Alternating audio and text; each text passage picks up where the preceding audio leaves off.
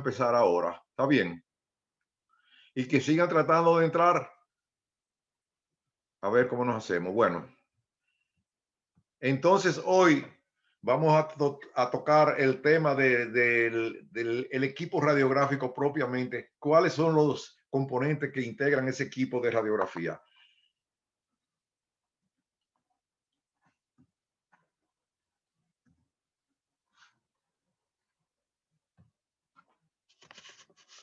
Fíjense, tiene unos dispositivos que se llaman transformadores, que con eso se modifica la corriente eléctrica, se aumenta el voltaje, se disminuye el amperaje. Esos son equipos que están integrados ya propiamente al aparato adentro para modificar la corriente eléctrica, tanto voltaje como amperaje.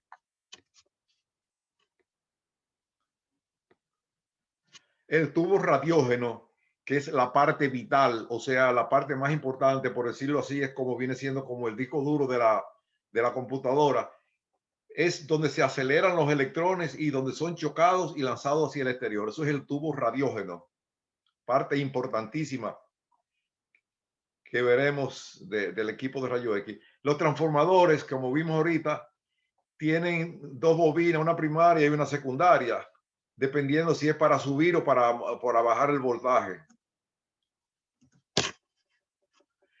Otra parte también que ustedes ven que dice ahí se llama el ánodo giratorio, que ustedes le están visualizando y déjame ver. Le seguimos dando entrada, pero es un problemita.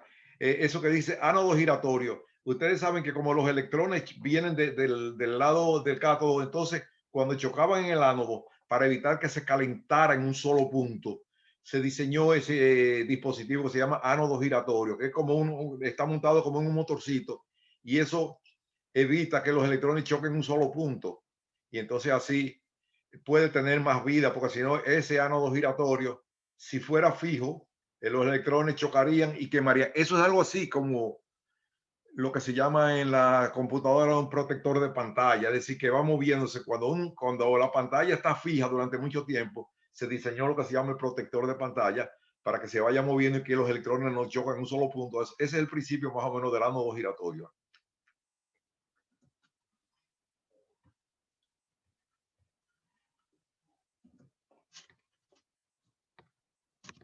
El tubo radiógeno, como dijimos ahorita, es la parte más importante, podríamos decir, la parte casi visible del equipo de rayo X, que es donde se originan los electrones, donde chocan, donde se originan los rayos X. Fíjense, eso tiene el principio del tubo al vacío, tiene un filamento de tungsteno que ustedes lo están viendo ahí.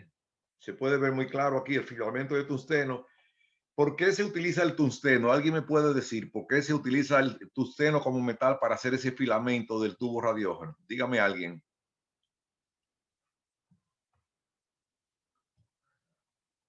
¿Quién me puede comentar por qué se utiliza el filamento de tungsteno? ¿Alguien sabe?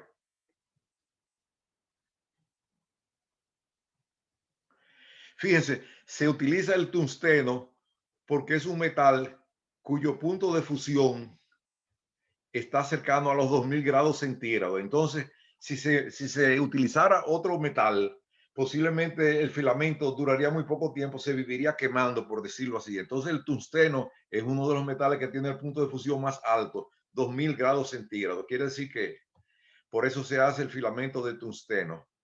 Después, como ustedes ven,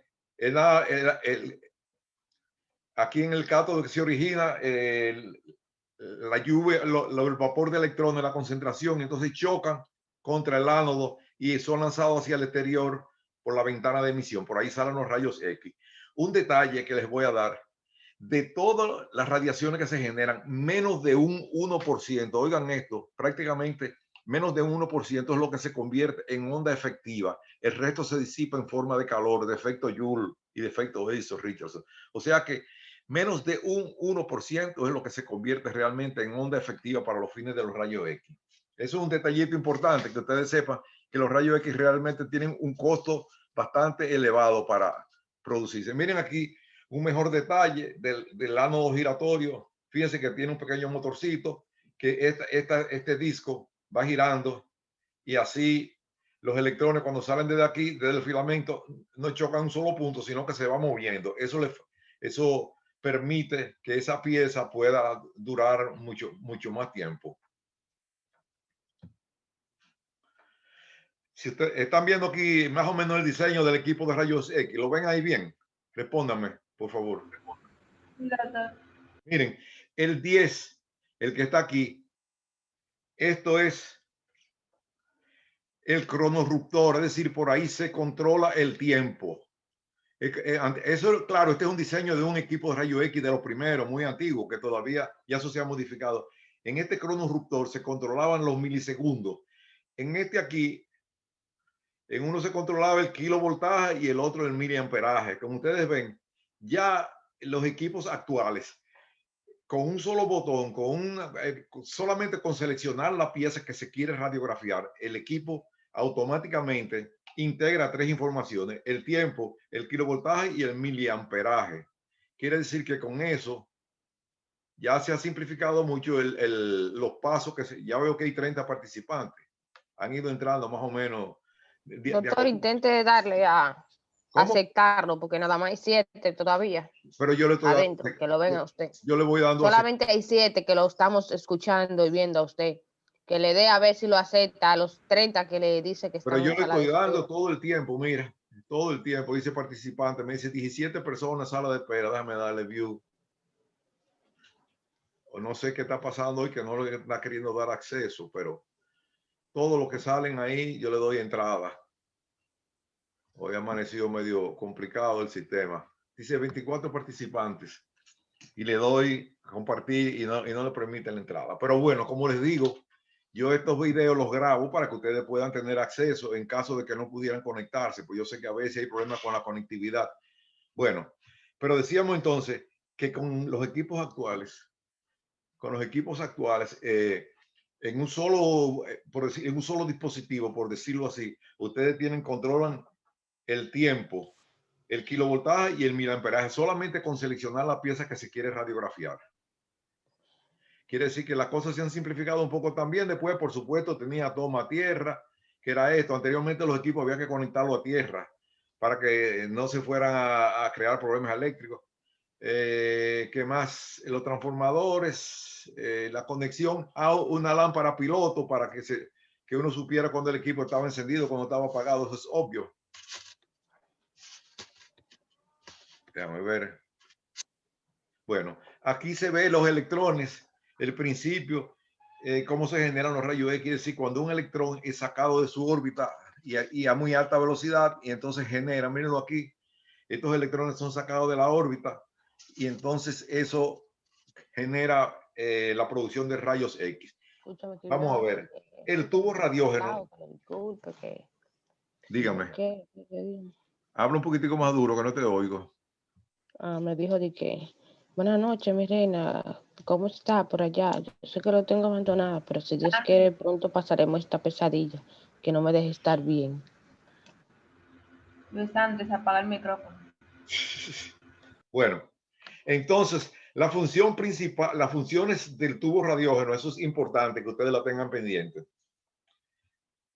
Déjame ver, siguen saliendo, 19 personas entraron a la sala de espera, view, le doy entrada. Doctora, ahí en la sala de espera no le da la opción de aceptarlos. Claro que sí, desde que me sale aquí yo le doy claro que sí. ¿Usted lo está aceptando? Claro que sí, yo le estoy dando que sí, pero yo no sé por qué no está. No entra, no. Pero yo le estoy dando. A ver. Sí, dile que entren otra vez, que salgan y entren, porque desde que me salen, así como ustedes entraron todos, así le doy yo a todos. Sí, claro que me da la opción. Pues sí, decíamos la función del tubo radiógeno, vuelvo y les reitero, y excúsenme que sea tan repetitivo. Por eso, yo sé que a veces hay dificultades. Yo los estoy grabando y lo estoy subiendo a un canal que ustedes saben que se llama Radiología Bucodental. Ustedes lo buscan, Tito Delgado, Radiología Bucodental, y ahí yo subo. Tan pronto yo termino en la tardecita, yo subo lo que hemos conversado hoy. Bueno, vamos a seguir. Función del tubo radiógeno son 3. Produce vapor de electrones, recordar eso que hablamos anteriormente. Los acelera y emite los rayos X. Eso es la función del tubo radiógeno, que es prácticamente la parte más importante del equipo de rayos X, el tubo radiógeno. Mírenlo aquí otra vez. El tubo al vacío, los electrones, un filamento de tungsteno. Mírenlo aquí, cómo se ve. Lo vean ahí con la flechita, el filamento de tungsteno, cómo choca el tubo al vacío, refrigerado, los mismos principios que hemos estado hablando desde hace rato. Elemento complementario del circuito básico, el interruptor, o sea, para encender y apagar el equipo. Yo le doy aquí a 19 personas en la sala de espera. Yo no sé por qué no quiere dar entrada hoy. Bueno. El interruptor general para encender o apagar el equipo. La lámpara piloto. Como todos los equipos eléctricos, uno debe tener alguna referencia para saber si está encendido o apagado. El voltímetro. Ya esos equipos todos vienen integrados. El compensador, el cronorruptor, eso prácticamente ya se ha simplificado mucho. Ya este es un modelo que yo lo estoy presentando bastante antiguo, por decirlo así, pero el principio es el mismo.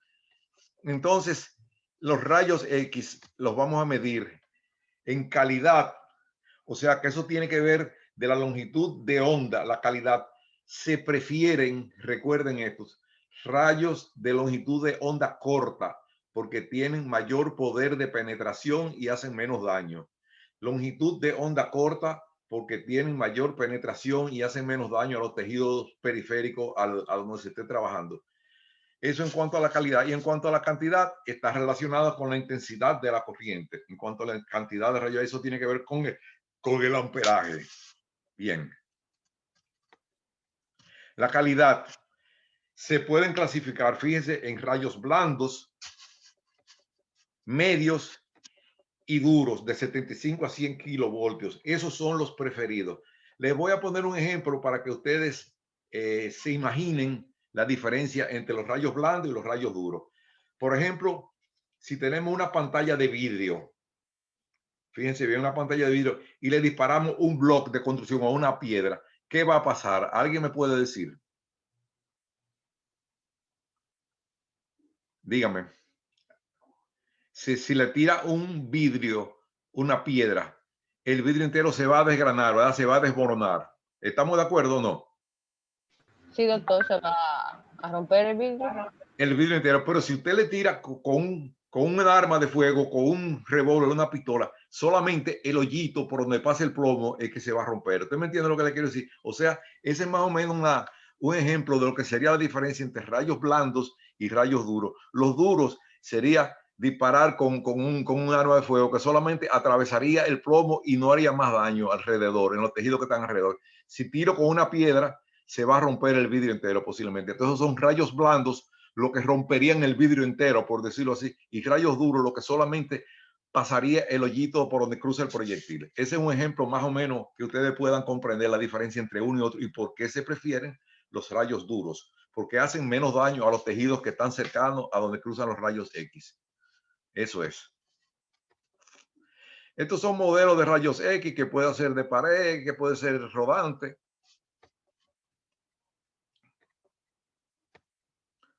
Bueno, ahora vamos a ver los efectos nocivos, los daños que producen los rayos X a nivel celular. Esto es importante que ustedes lo tengan en la cabeza, que se lo sepan de memoria bien.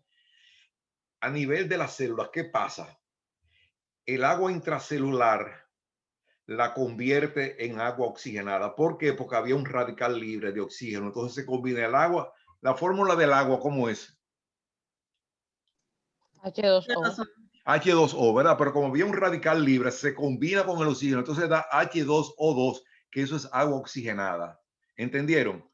Entonces el agua oxigenada es tóxica para la célula. Eso es importante recordarlo. O sea, al haber un electrón libre, el agua, el H2O, se combina con ese otro electrón y da H2O2, que es agua oxigenada. Entonces el agua oxigenada resulta tóxica para la célula. Esa es una de los principales daños que hace las radiaciones. Ese es uno. Y el otro, ustedes lo verán. Miren, que es este. Recombinaciones anormales a nivel del ácido, del ADN, produciendo alteraciones de carácter hereditario. Es decir, esas dos modificaciones las hace a nivel de la célula. Convierte el agua en agua oxigenada y produce modificaciones a nivel del ADN, que eso va a traer problemas en la herencia. Ya ustedes saben, de ahí van a salir mongolismo y otros síndromes raros. Por eso, estas son las dos condiciones más importantes que produce a nivel celular. Y a nivel de los tejidos, son 3H. Hipoxia. ¿Qué quiere decir eso, hipoxia?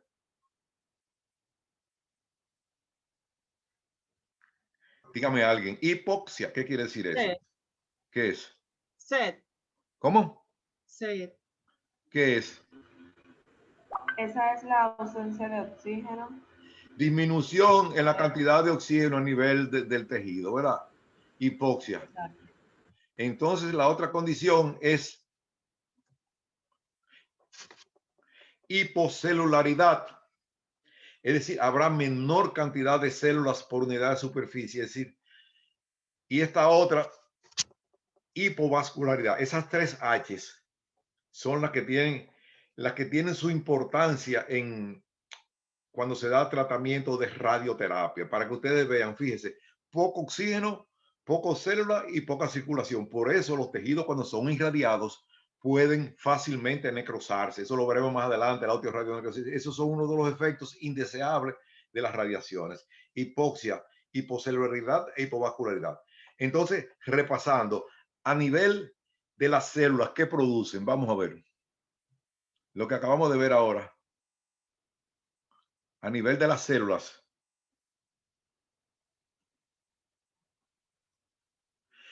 dígame alguien, cambios, modificaciones en el ADN y conversión del agua intracelular en agua oxigenada. ¿Lo recuerdan? ¿Le doy para atrás o lo recuerdan?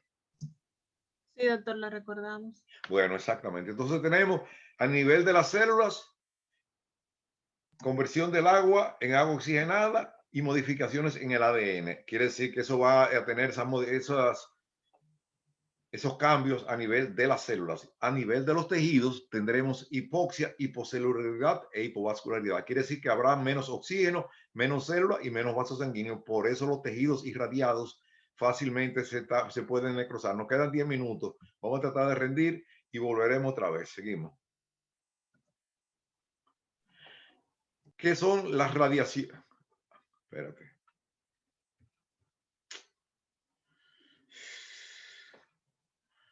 Qué cosa, se me salió el Zoom este.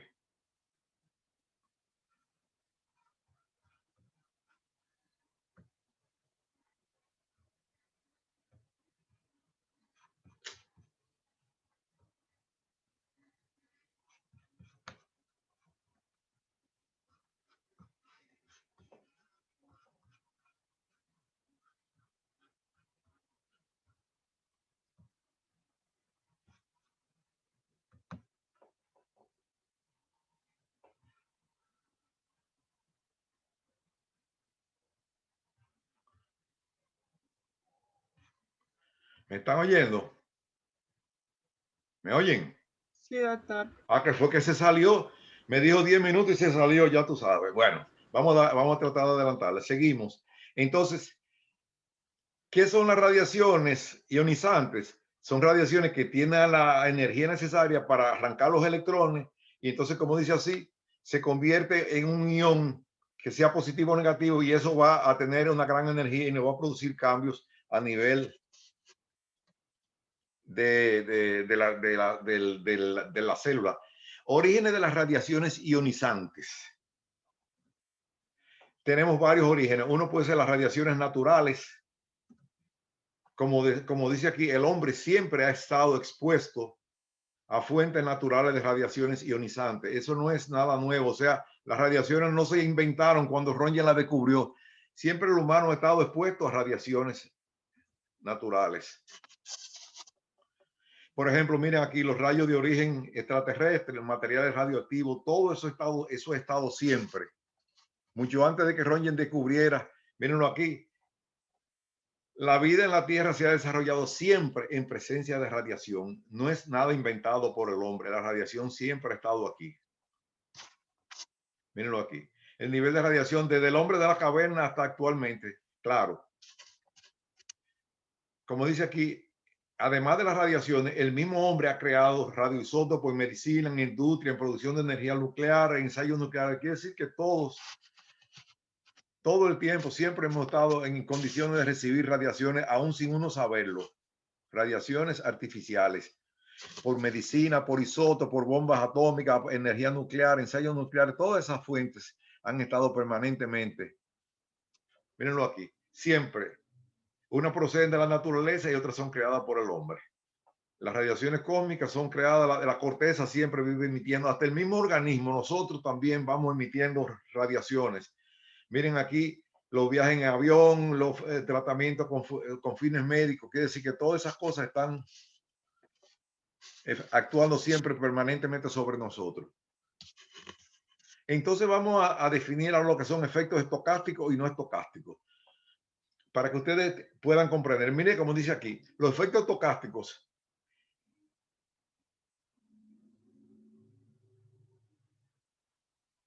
que la gravedad, como dice ahí, no tiene que ver con la dosis. Puede ser que un efecto estocástico con una dosis mínima produzca un daño grande o viceversa. Eso no tiene nada que ver con la dosis, solamente es algo casual. Esos son los efectos estocásticos. Está relacionado con las mutaciones. Y los efectos son menos frecuentes. Como dice aquí, aparecen al azar. No importa si la dosis fue alta o si la dosis fue baja, son efectos estocásticos. No hay un umbral, no hay un nivel de dosis para los cuales se pueda programar. Y los efectos no estocásticos, sí, la gravedad depende de la dosis. Si hay una dosis muy alta, claro, eso siempre, cuando explota un reactor nuclear, cuando explota una bomba atómica, a todo el mundo le va a dar. Esos son los no estocásticos. Los estocásticos son casuales, pero los no estocásticos a todo el mundo, dependiendo ya de la cantidad, dependiendo de la cantidad de dosis, ahí a todo el mundo está relacionado con la letalidad. Todo el mundo se va a enfermar, todo el mundo va a sentir los efectos. Y además otra cosa importante, los efectos se producen en un plazo relativamente corto, los efectos no estocásticos, porque son muy fuertes y a todas esas dosis son muy altas. Existe un umbral a partir del cual se van a producir.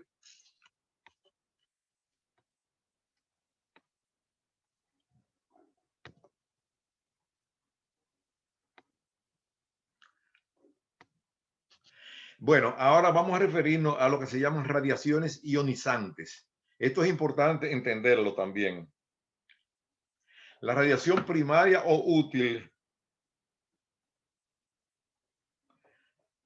es la que emite el foco. Esa es la más importante porque esa es la que nosotros podemos dirigir hacia donde nos interesa.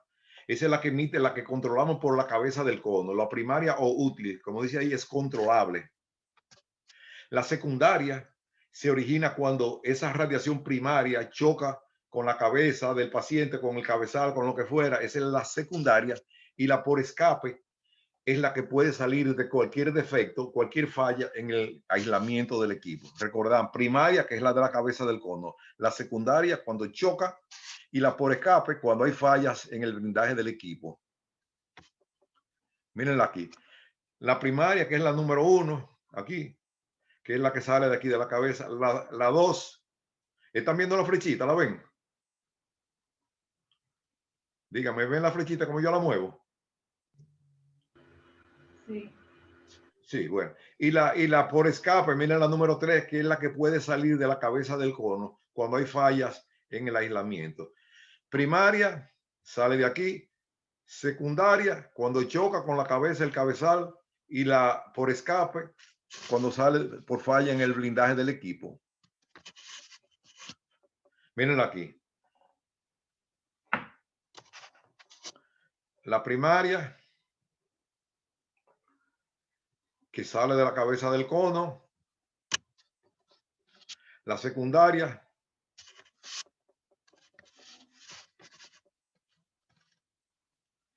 que es cuando choca con la cabeza del paciente o con el cabezal. Y la por escape, que es la que sale de aquí, de esto, cuando hay alguna falla en el blindaje del equipo. Una cosa, cuando se corte se corte el tiempo, no se salgan, porque lo que pasa es que yo me tomo un tiempecito para yo grabar el video, tú sabes, para que no se pierda, para que lo sepa, que si se cae, no se salgan, que yo vuelvo, entro y conecto. ¿Estamos claros en eso? ¿Me oyen? Sí, doctor. Ok, pero que no se salgan. Bien, seguimos. Miren esto. ¿Qué ustedes creen que es eso que ven, están viendo en pantalla? ¿Qué es eso?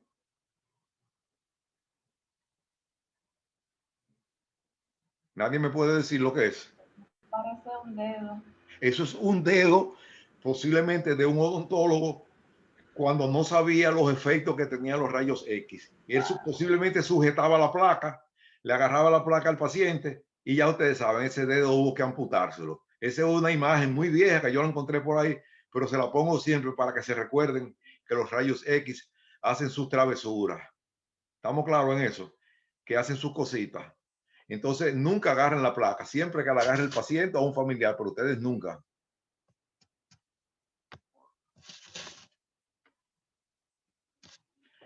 Manifestaciones clínicas de los efectos nocivos. Vamos a ver primero las sistémicas, que son las que comprometen el organismo entero. Puede ser leucemia, anemia, esterilidad o aborto. Esas son sistémicas porque esas comprometen el organismo entero. Y las locales, que pueden ser dermatitis, alopecia o catarata. ¿Qué quiere decir alopecia? ¿Qué quiere decir eso? ¿Alguien me dice? Coméntenme, alopecia, ¿qué quiere decir? Ya casi se va a caer. Alopecia es calvicie, pérdida, caída del pelo, eso es alopecia. Serotomía y osteoradionecrosis. ¿Serotomía qué es?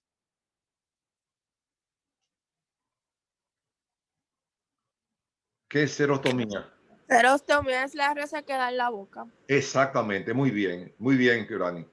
Ok, y osteoradionecrosis es la muerte del hueso, o sea, por efecto de las radiaciones, osteoradionecrosis.